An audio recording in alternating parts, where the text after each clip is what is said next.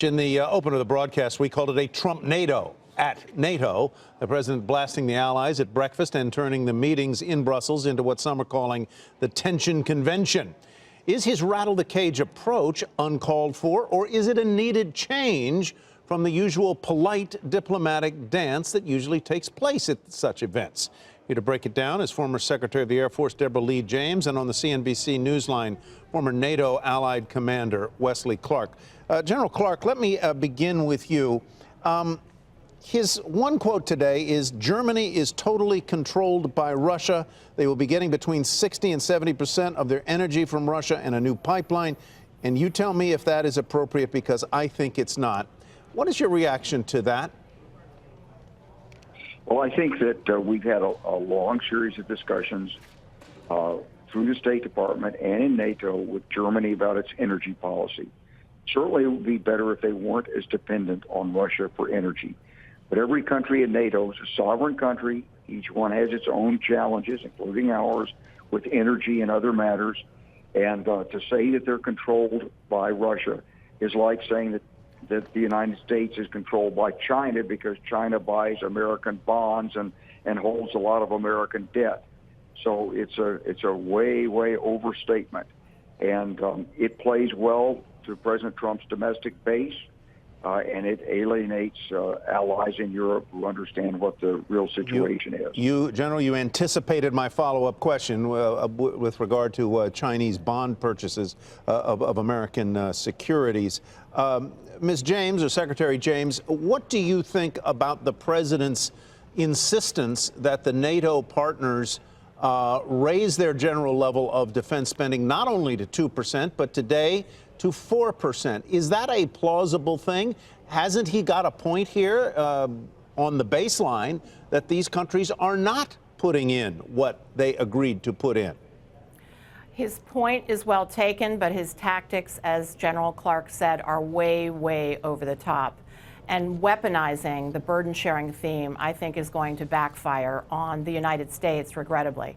Look, ever since at least the time of Ronald Reagan, presidents of the United States, U.S. Congresses, many people have been urging the allies to do more for the common defense.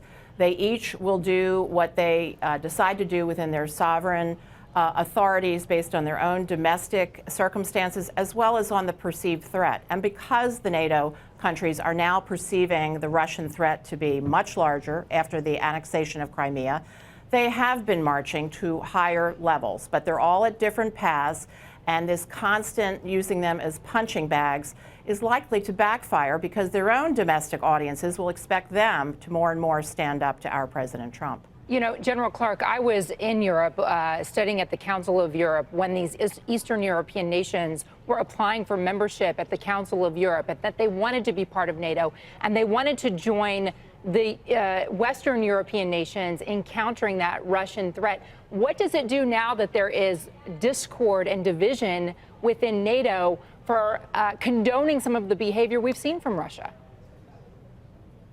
So the discord and confusion really inside NATO is it undercuts the most pro-Western of the political leaders in each of these East European countries. It encourages leaders to stand up and say, look, the United States is not as reliable. What are we going to do? We're going to have to find our own way.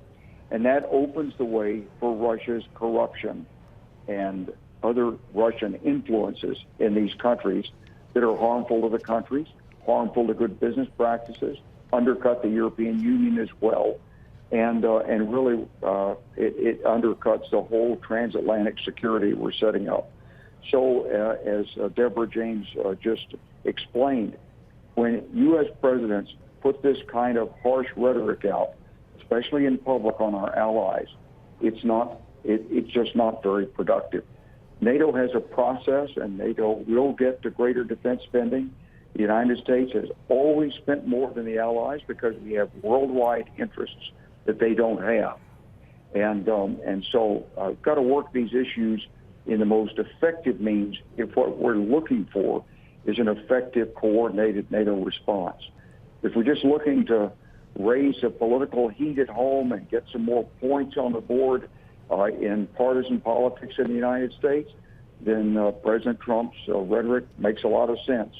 And if you're looking to show President Putin that you're bigger than the alliance and you're willing to carve out a different path, then fine, then that rhetoric also makes sense. But from the long-standing efforts of the United States since really the end of the Second World War, NATO has been so useful in providing stability and security in Europe and in providing the security foundations for economic growth. It's benefited us just as much, if not more so, than the Europeans. And I think Americans really have to understand that. It's not a matter of transactions. It's not a matter of dollar for dollar. It's a matter of building an Atlantic community in which everybody can trust and work together and grow. That's what NATO does. All right, and we are looking at live pictures there in Brussels as the Trumps emerge from their limo for the next round of meetings to come here, probably a luncheon of some kind or a dinner this time of day as they continue the meetings there. And before we go, Secretary James, it's the chess player in me, but I'm always trying to think two moves ahead here. What do General Clark sort of addressed this, but what do you think comes next or even beyond this after this kind of harsh rhetoric at a NATO summit? What's the response and where do we go from here? Well, I think the key factors that lie ahead are what happens next at the NATO summit. It's not over yet. So will there be any other blockbuster action, I'll say? So there's words and there's action. We've had some blockbuster words. What might the action be that would further upset the apple cart? So that remains to be seen. Even assuming that the communique, which has largely all been worked out, assuming President Trump does sign that, remember he refused to sign the communique coming out of the G7, so that could be an action that will speak loudly if that happens. But within just a few short days, he'll be meeting with Vladimir Putin. And my great fear is that in contrast to this very, very tense, combative summit with our closest allies on earth, our president may go into a discussion which turns out to be very chummy with Vladimir Putin, who is, Russia, of course, is one of the top threats that we see to our security interests. I think the juxtaposition of those two things is going to happen, and I think it's most regrettable. Hey there, thanks for checking out CNBC on YouTube. Be sure to subscribe to stay up to date on all of the day's biggest stories. You can also click on any of the videos around me to watch the latest from CNBC. Thanks for watching.